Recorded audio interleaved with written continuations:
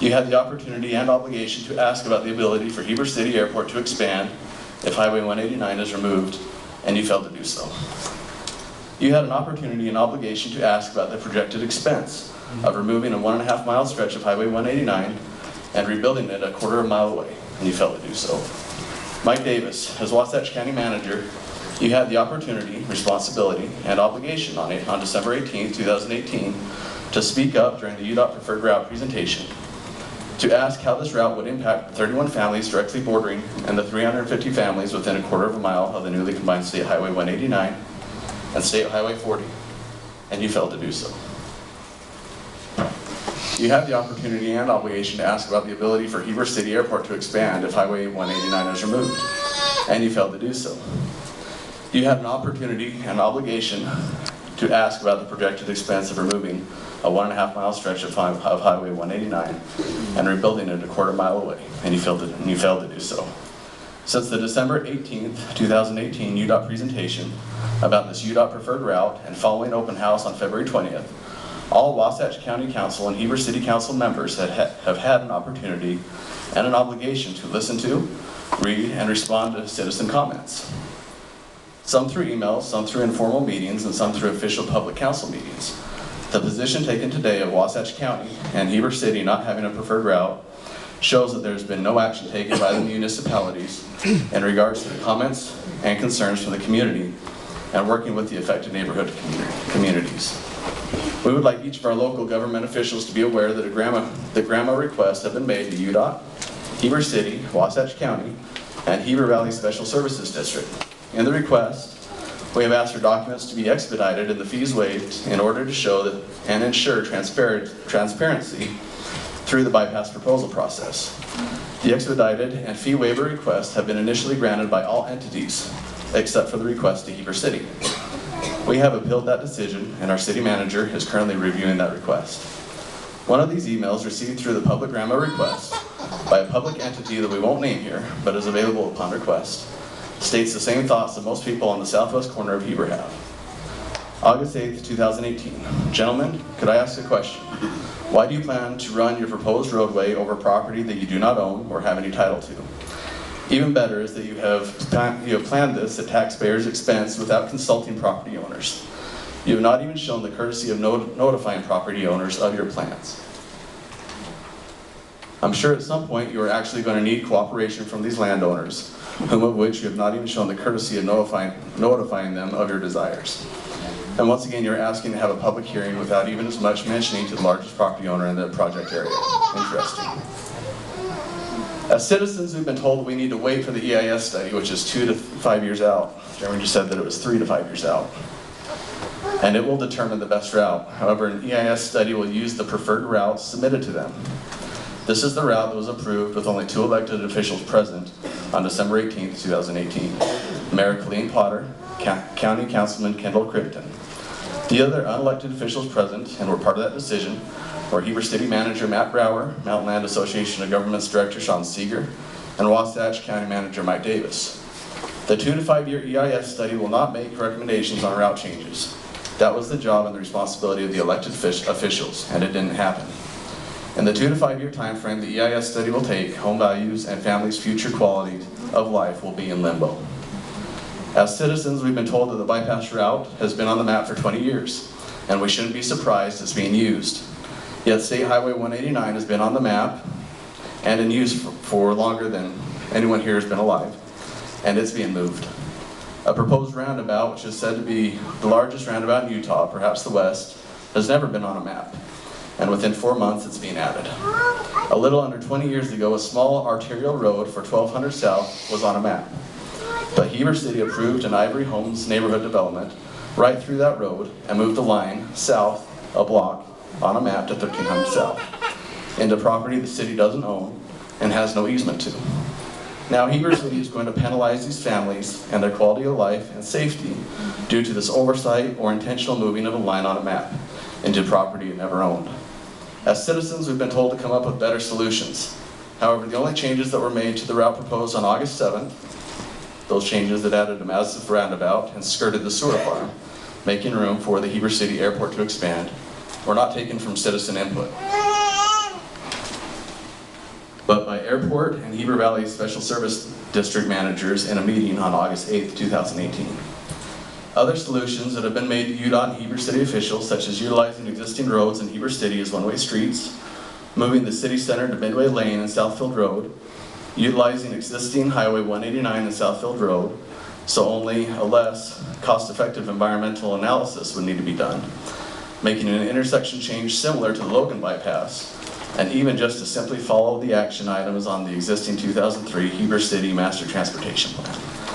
Yet none of these have been openly discussed as alternatives or solutions that would have an impact on the current and the future traffic. Our neighborhoods must go on record, again, with our joint concerns and fears. This preferred bypass route will allow property for Heber City Airport expansion. It will create unnecessary safety, noise, pollution, and reduction in property values for over 350 families and homes, including low-income housing residents in the affected area. It will unnecessarily destroy open space. It will illegally reuse previously condemned land. It will waste Utah taxpayer Udot funds by tearing up and rebuilding Highway 199 a quarter mile away. It will destroy habitat for the protected sandhill crane. Public officials, you need to be reminded that we are you and you are us, citizens of Heber Valley. Unless considerable action is taken by Wasatch County and Heber City officials to at the least make a request to UDOT to hold another public open house before the study is finalized, and request changes that respond to the public input, comments, and concerns, the evidential lack of leadership and representation by Wasatch County and Heber City officials will be on record and noted with your names on it for years to come. Probably longer than it takes to complete an EIS study, assuming it gets funded. We, the affected neighborhood community members, have viewed this meeting as a great opportunity for us and our elected and some not elected officials to come together and discuss other options that are available and could garner community and municipality support. We still have hope that this can happen tonight, but it will take a great response and evidence of commitment, concern, and action by you, the elected leaders of Wasatch County and Heber City, to seize the opportunity to work together as a community and finalize a real and helpful joint statement.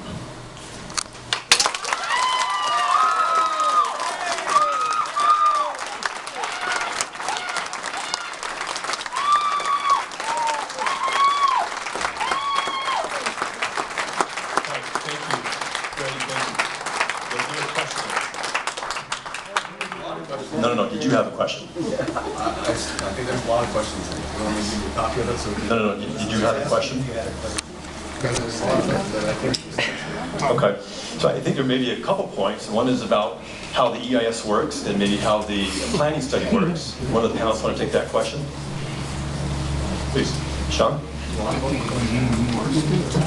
Yeah, they know how. So Matt, maybe just a little bit more background on the planning studies that have been done leading up to this this recommendation, which, by the way, is a planning study making an initial recommendation during the second open house. And I'll tell you, I've never been involved in a project with this much public comment attached to it, and so I can see obviously tonight, the emotion that's attached to it as well. And I think that once you compile all the public comment that we received in that planning study, that the planning study will make a recommendation that's associated with that public comment. We're not done with that planning study. We're wrapping it up, as Jeremy mentioned, but a final product has not been produced. And that's what we're doing right now, is compiling all that public comment together. That's not just opposite of what he just said. He said it's done and this is the final meeting. That's what he just said. This meeting is not a meeting for the planning study. It's just a fireside chat that Heber City has put together, which we're glad to be here. Who recommended the route? Hang on a second. Let's finish the question first. So can you give more information on why the EIS is important and why you even have to have an EIS? Jeremy, you want to take that one? Yeah, so the EIS is important because it will further investigate the concerns that you guys are bringing up. A planning study, a corridor study, is never intended to go into that sort of detail. This is like the first planning study that's ever had 2 open houses. So you guys have been engaged far more than we ever do in a planning study. Why do you feel we're not being part of this? Can I finish answering the current question? A couple other clarifications. We do not have a preferred route, a preferred alignment. We don't. We have a recommendation for further study. The meeting on December 18th was not to come up with a preferred route.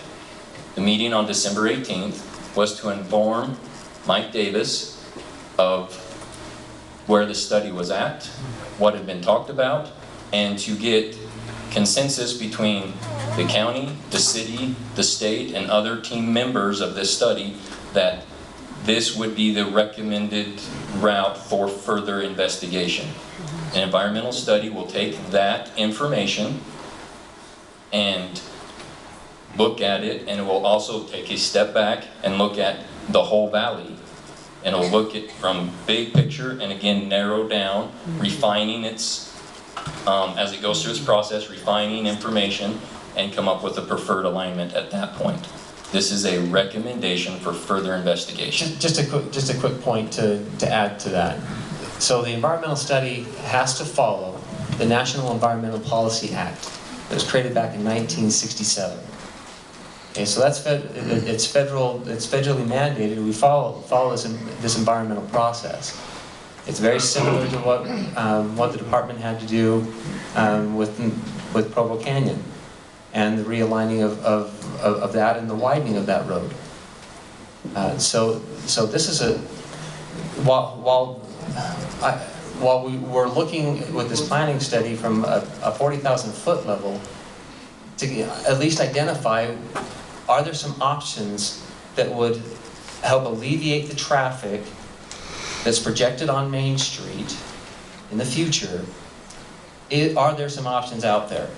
So then the environmental study, so we have to wrap up the planning study so that then that information can then be provided to the environmental study to really look at it in depth from all different points of view. Excuse me, from all different points of view, as well as any regulatory requirements that we would have to go through for some sort of alignment. So to say that the department has established a preferred alignment, legally, that preferred alignment could not happen, could not be developed by law until the final recommendation provided during the NEPA process. That's a federal process that we follow. So that there's a reason why this is again we're having to take a look from a 40,000 foot long-term view as to what's going to happen or what could happen in this area as far as moving traffic. The environmental study is that more in-depth analysis that's required. Yeah, so One more clarification. please. Please don't confuse us following our processes as not hearing you and not being concerned. Please don't. We hear you, we are concerned. That is why we continue to have meetings such as this. That's why we continue to show up to meetings such as this that the city and you residents put together. We are concerned, we want the right answers, but we will follow our processes to get there. Yeah, based upon what you just said, would it have been appropriate for the county council or city council to take a public position on alignment at this point? As part of the long-range planning process, there should be some form of here's what we think is, again, a recommendation. However, at the same time, plans change. I'm on my own city's planning commission, and I've seen development plans change over time. But in that same time, if we're not looking to the future, we are doing everybody a disservice. So as far as taking a position, I can't speak for the residents, Yeah. but for my perspective, I read that as we have an environmental process that still needs to be followed. So until that environmental process is done, It sits as part of whatever long-range plan you guys have already adopted. So we don't have enough facts, enough data yet. Is that correct? Okay. All right, I see a lot of hands. Let me start right here. Hi, for those of you who don't know me, I know y'all know me, my background, but my name is Jessica Thurman, and I would like to share my professional experience with you as a federal contract writer performing environmental protection plans on large-scale commercial projects on Camp Pendleton, Naval Base Coronado, 29 Palms, Miramar, and I worked with several ROIC officers, engineers, project managers, and communities for projects. And it's with that professional experience that I had some concerns as a citizen of Heber Valley with the EIS study. And the response that we get from most of our elected officials is wait for the EIS study. So before I continue, I kind of want to give you a background. There's an EA study, which is an environmental analysis, and that determines whether an EIS study is necessary, which is more costly, more timely. And in my experience, I'm talking on a federal level, state, we just call it something different. It's an EPP versus an EIS. But the way it works is it's a process of elimination to where they narrow it down, right? That's why you needed a recommended route, right? Otherwise, if it was this broad study to determine which route was best, why would you need a recommended route? So, with that, we want the recommended route to be officially changed and the EIS to be conducted on that recommended route that we all agree on. And it is also my understanding, sorry, I'm trying to read my notes here, that my biggest concern here is that we're not utilizing an existing corridor, which would be Southfield Road between the sewer fields. So with that, it actually doesn't require an EIS on that portion because it's an existing corridor. It only requires an EA, which would save upwards of, I don't know, close to $1 million of taxpayer dollars. I'm just estimating here. Not only years, months, maybe a year, more of taxpayer funds. And I know that we all pay state taxes. We all had them withheld a few months ago, hopefully a few days ago, I don't know. But, so, with that being said,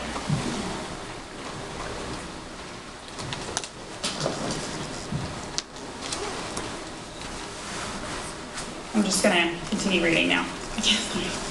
If council members, local residents, landowners, and agricultural operators have vividly explained that they do not want a detrimental bypass constructed on the west side of sewer fields, then why would the city misuse over $1 million in taxpayer funds unless the route west of the sewer fields was exactly what the council members wanted?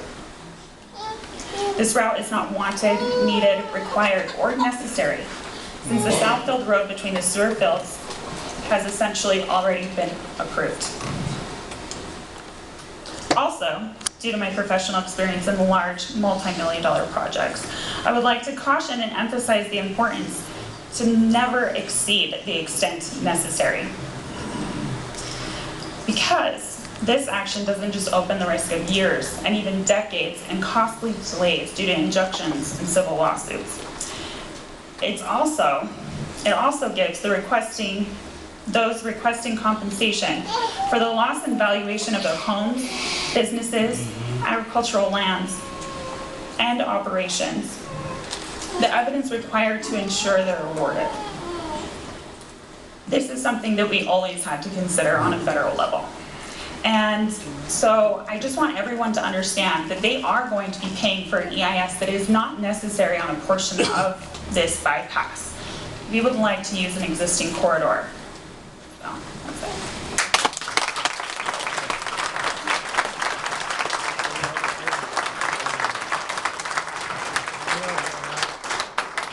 Jessica, thank you. Any feedback on the point of having an EA versus an EIS on that section of roadway? Yeah, sure, I can speak to that. So we at UDOT have never said whether it is an EA or an EIS. We don't know. If any one portion of the project requires an EIS, the entire project requires an EIS. It doesn't have to continue or expand, it's online in your EA criteria. And it doesn't have to extend down Southfield Road, which shortens the EIS process, and it does not need to continue down that section. Okay, I've had it explained to me by our environmental experts, if any one portion of our projects requires an EIS, the entire project requires an EIS. And that is a true statement. You know, That's a whether waste of money. you can't parse out a piece of a corridor and just do an EA on that if the whole thing requires an EIS, or vice versa. That's the way the policy act is written. That is how we go about doing these types of environmental studies. You don't break things out. An EIS on an existing corridor. What would One, we have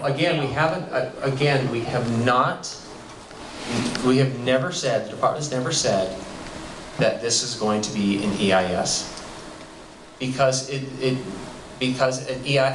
have different levels. You can have a CADEX. You can have an environmental assessment, which is the EA you were talking about. You can have an EIS. So there are different levels of environmental studies. So we have not said an EIS, but we are.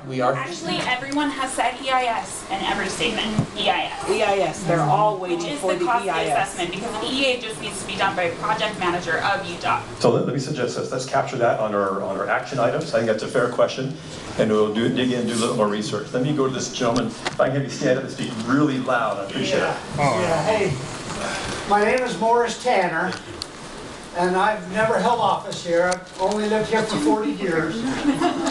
I think part of the problem, you've only got up there 40,000 feet, you need to go up there 60,000 feet.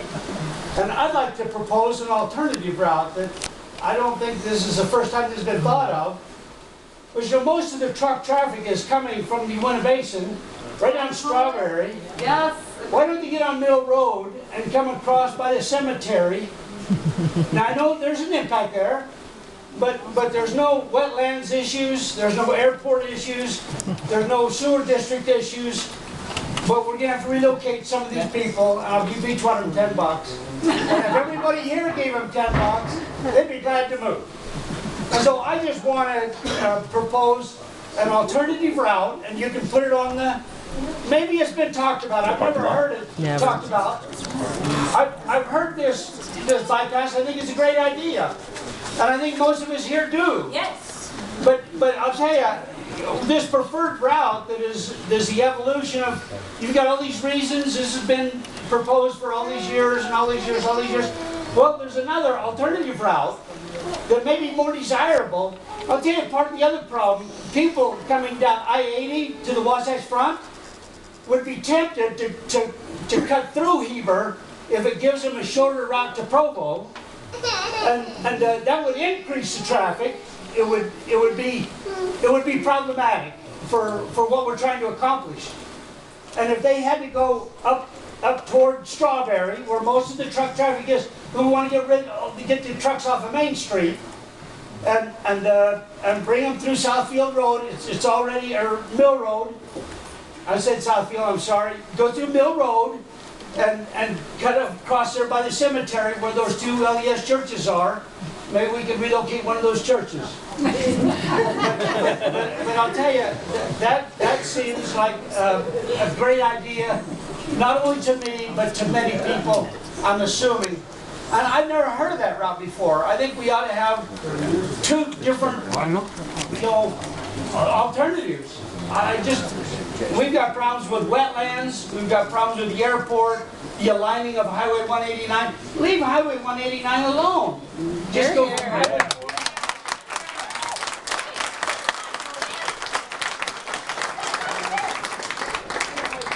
I'm willing to make sure that gets on the agenda. Give me a call if you have a problem, because I've got the solution. Give me your number before you go. Thank you. You got a good strong voice too. Thank you.